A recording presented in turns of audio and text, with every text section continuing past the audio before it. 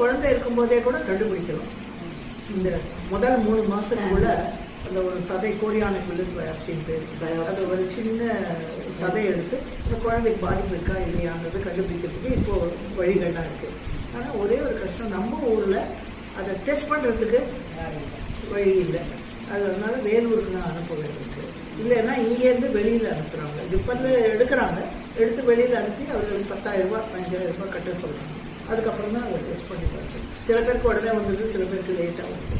அப்புறம் அவங்களுக்கு டிசிஷன், நீங்க குழந்தைய வச்சுக்கிறீங்களா இல்லை அபார்ஷன் பண்றீங்களா அப்படிங்கிறது அவங்களுக்கு டிசிஷன் சொல்லணும். இது தவிர இது முடிஞ்சதுன்னா என்னால என்ன செய்யறதுன்னு யோசிச்சேன். எங்கேயாவது வெளியில ஒரு சென்டர் மாதிரி ஆரம்பிச்சா பரவாயில்லைன்னு யார்கிட்ட கேட்கறது, ஏன்னா எனக்கு ஒருத்தரையும் தெரியும். அப்போ இருந்தால் முதல்வர்கிட்ட போய் நீங்க போய் பேசணும். பேசினா அவர் உங்களுக்கு தெரியும். நாங்கள் ஒரு குழுவாக போனோம். ஒரு பேசினோடனே அதுக்கப்புறம் சரி நான் பார்த்து ஒரு இடம் கொடுக்குறேன். எங்கே வரலாம் ரிப்போர்ட் கிட்டாங்க. அப்புறம் இந்த தன்வந்திர போலீஸ் ஸ்டேஷன் பக்கத்தில் பின்னாடி தூண்டு இடம். நான் அது மாதிரி ஒரு கொடுத்து அவரே பூமி பூஜை பண்ணார். அவரே கல் எடுத்து கொடுத்து பூமி பூஜை பண்ணார். நான் ரொம்ப முதல்வருக்கு நான் ரொம்ப நன்றி சொல்றேன். போகிறோம்ட்டு டிஆர்எஸ் வாங்கிட்டு இவங்களுக்குலாம் உதவி பண்ணுறது, கேம்ப் பண்ணுறது, அப்புறம் ஸ்கூலாக போய் பேசுவேன். அப்புறம் எல்லா இடத்துலையும் போய் எல்லா டாக்டர்ஸ்கிட்டையும் பேசுவேன். இதெல்லாம் பண்ணி இந்தியன் ஆயில் கார்பரேஷன் மூலமாக ஒரு பில்டிங் கட்டிக்கிட்டேன். 11 லட்சத்துக்கு ஒரு பில்டிங், சின்ன பில்டிங் ஒன்று கட்டி கொடுத்தாரு. வருஷத்துக்கு நானே என்னுடைய பென்ஷன்லேருந்து 1 லட்சம் ரூபாய் வரைக்கும் கொடுத்தேன். ஏன்னா அது கம்ப்யூட்டர் தான் மெயின்டைன் பண்ணுவோம். அது வரைக்கும் இருக்காம இந்த பக்கம் போவாங்க. ட்ரீட்மெண்ட் இன்ஜெக்ஷன் போட்டுட்டு ரொம்ப சீரியஸா இருந்தா ஜிப்பர் இருக்கும். யாருக்காவது ஒருத்தருக்கு இருக்குனாக்கா அப்போ அந்த தாய்க்கு ஐடென்டிஃபை பண்ண வேண்டிய நெசசிட்டி. இது கம்ப்ளீட்டா கியூரபிள் கிடையாது. இப்போ சத்யா இல்லை, நம்ம ஊர்ல கியூரபிள் இல்லை.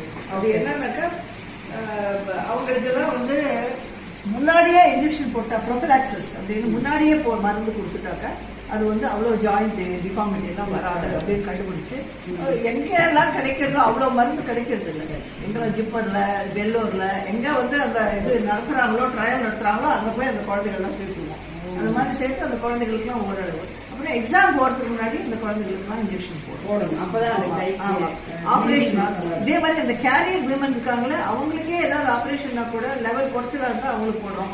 டெலிவரி ஆச்சுன்னா அவங்களுக்கு மேட்டர் போடுறோம். அந்த மாதிரி எல்லாம் செய்யறோம். எங்களால முடிஞ்சது எல்லா ப்ளீடிங் டிசார்டர்ஸையும் வச்சிருக்கோங்க. பிளேட்லெட், வான் வெளி பிராண்டு, அதுக்கப்புறம் ஹீமோஃபிலியா, எல்லா குழந்தைகளும் வராங்க. பெண் குழந்தைகளும் வராங்க.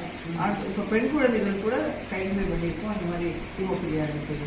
அதனால அது கொஞ்சம் கஷ்டமான நோய். இது என்னன்னாக்கா சோசியல் ப்ராப்ளம். கல்யாணம் ஆகிறது கஷ்டமா இருக்கு. கேரியர் பெண்களுக்கு கேரியர்னு சொன்னா யாரும் கல்யாணம் பண்ணுவாங்க. அது ஆண் குழந்தைகளுக்கும் அதே மாதிரி அவங்க லவ் மேரேஜ் பண்ணிக்கிறாங்க. எப்படி ஓவர் கம் பண்றீங்கன்றது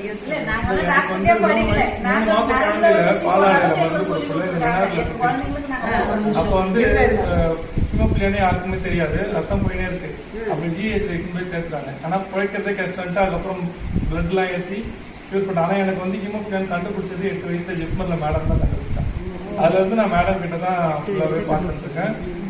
மேடம் இல்லைன்னா நான் இப்ப இந்த இல்ல இடமே பத்தல. கிட்டத்தட்ட 300-320 பேஷண்ட் இருக்காங்க. அவங்க தனியா வர மாட்டாங்க, யார் கூட தான் வர முடியும். அதனால அவங்க எல்லாரும் அகாமடேட் பண்ற மாதிரி ஹால்ஸ் ஒண்ணு இல்லை.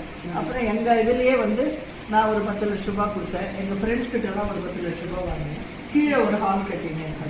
மாடியில ஒரு ஹால் கட்டி இப்போ இன்னும் கொஞ்சம் கூட 250 பேர் வந்தாக்கா பள்ளிக்கூடத்துல ஒரு ஹால் கட்டி பெருசா எக்ஸ்பேண்ட் பண்ணிட்டோம். சிஎம் சும்மா பூஜை மட்டும் பண்ணுவோம்.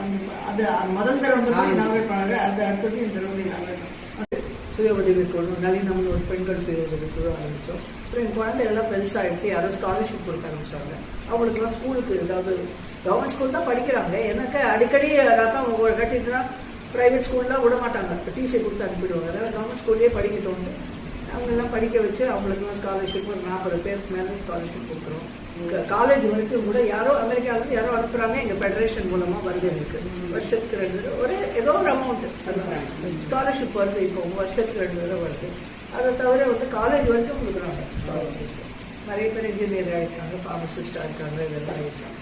இதெல்லாம் இது ஓரளவு செய்யறோம். அப்புறம் இந்த பசங்களுக்கு ஒரு தன்னம்பிக்கையே இல்லாம இருக்கு.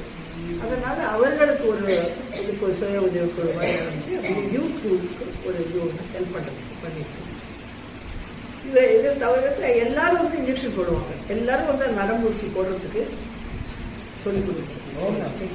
ஆமாங்க. அதுக்கப்புறம் கண்டுபிடிச்சா இந்த மருந்தையே வந்து ஓரளவு மருந்து கிடைக்க ஆரம்பிச்சிருக்கு.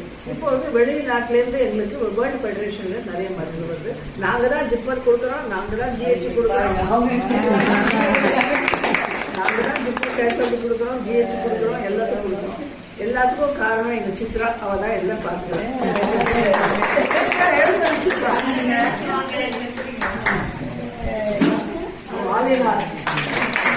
ஒரே ஒரு பெய்டு மனுஷன்னா அவங்க மட்டும்தான் மேனேஜர். பாக்கி எல்லாரும் வாழணும். அது அதுக்கப்புறம் வந்து ஏதாவது ஒரு ஃபங்க்ஷன் போறதா நீ என்ன எவ்வளவு கொடுக்குற நீங்க எனக்கு பிறக்கும் ஆண் குழந்தைகளுக்கு பிறந்ததுலேருந்து கூட தொப்புள்ள அதிகமாக ரத்தம் போடலாம். அதுக்கப்புறமா வந்து தலையில் ரத்தம் கட்டலாம். பிறக்கும் பொழுது தலை பெருசாக இருக்கும், தலையில் ரத்தம் கட்டலாம். அதுக்கப்புறமா கொஞ்ச நாள் ஆக அந்த பல்லு வரும்பொழுது பல்லுலேருந்து ரத்தம் கட்டலாம். அதுதான் காமனஸ்ட். அப்புறம் நாக்கு இதை குத்தி அந்த பல்லு குத்தி அதில் இருக்கும். அந்த மாதிரி அப்புறம் கொஞ்சம் கொஞ்சமாக வளர வளர தவழும் பொழுது இந்த முட்டிக்குள்ள கையில் இதெல்லாம் வெளியில் ரத்தம் போடணும்னு அவசியமே இல்லை. அந்த உள்ளுக்குள்ளெல்லாம் கட்டிக்கும். அது ரொம்ப வலியை கொடுக்கும். நீங்கள் வந்து அழுவும், ஏன் அழுவுறதுன்னே தெரியாது. அது மாதிரி இருக்கும். அதுக்கப்புறம் அப்புறம் சில சமயம் இந்த குழந்தைகள் தலையில கீழே விழுந்தா தலைக்குள்ள கூட ரத்தம் கட்டும். ரொம்ப சீரியஸ் ஆகும். இந்த மாதிரி குழந்தைகள் இறந்து போயிடுச்சு. இது என்னன்னே தெரியாம இறந்து போயிடுச்சு. அதுக்கப்புறம் எங்க வளர வளர குழந்தைகள் விளையாடும் பொழுது முட்டிகளுக்குள்ளெல்லாம் கட்டிக்கும். அந்த முட்டிகளை கட்டும்பொழுது ரொம்ப வலி, அதிகமான வலியை கொடுக்கும். அப்புறம் கை எழுதும் போது இந்த இடத்துல எக்ஸாம் எழுதும் போது ரொம்ப கஷ்டப்படுவோம். இந்த இடத்துல இந்த விரல்கள் எல்லாம் இருக்கும். அது மாதிரியான நோய். அது வந்து முதல்ல அதுக்கு ரொம்ப நாளா இருக்குது. குவீன் விக்டோரியா காலத்துல இருந்து இருக்கு அந்த நோய். ஆனா அப்பெல்லாம் நினைச்சாங்க அது வந்து இவங்களுக்கு அரசர்களுக்கு மட்டும்தான் வரும், எல்லாருக்கும் இருக்கு. அதுக்கு ட்ரீட்மெண்ட் தான் ரொம்ப காஸ்ட்லி. ஏன்னா அந்த மருந்து ஃபேக்டர்ன்ற மருந்தை முதல்ல ரத்தத்திலேருந்து பிரிச்சு எடுத்துதான் அதை வந்து கொடுத்துருந்தாங்க. இப்போ வந்து அது ரீகாம்பினன்ட். இப்ப நமக்கு இந்த வேக்சின் பண்றாங்கல்ல, கொரோனா வேக்சின், அந்த மாதிரியான ஒரு பிரித்தெடுத்து செய்யும் ஒரு முறை இருக்குது. அது மாதிரி இருக்கிறதுனால இப்ப வந்து ஆனா விலை தான் அதிகமா இருக்கு. ஒரு இன்ஜெக்ஷன் வந்து 10,000 ரூபாய் ஆகும். அது நரம்பு வழியா தான் கொடுக்கணும். ஒரு தடவை நரம்புல ஊசி போட்டு தான் கொடுக்கணும். அது மாதிரி ஒரு தடவை கொடுக்கலாம், 2 தடவை 3 தடவை கொடுக்க வேண்டியிருக்கும். சில பேருக்கு இந்த தலையில் ரத்த கட்ட இல்லை ஆக்சிடென்ட் ஆனாலும் 2 லட்சம் 3 லட்சம் 5 லட்சம் 10 லட்சம் வரைக்கும் கூட ஆகும். ஒரு ராஜா கூட அந்த ட்ரீட்மெண்ட் எடுத்துக்கிறது ராஜ வைத்தியம் அப்படின்னு சொல்லுவாங்க. இது ராஜ வைத்தியம். அதை தவிர ஆமா, இது வந்து ஒரு குடும்பத்துல ஒரு குழந்தைக்கு இருக்கலாம், 2 குழந்தைக்கு இருக்கலாம், சில குடும்பத்துல 3 குழந்தை கூட இருக்கு. அவர்களுக்கு பிறக்கும் பெண்கள் கூட கேரியரா இருக்கலாம். இது வந்து டெஸ்ட் பண்றதுக்கே உங்களுக்கு வந்து நிறைய இடத்துல இதை டெஸ்ட் பண்ண முடியாது.